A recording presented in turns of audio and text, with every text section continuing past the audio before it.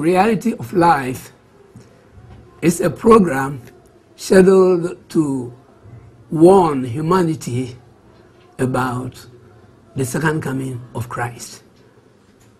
But before the Lord, our Savior, came, there were prophecies about his birth and the earthly ministry.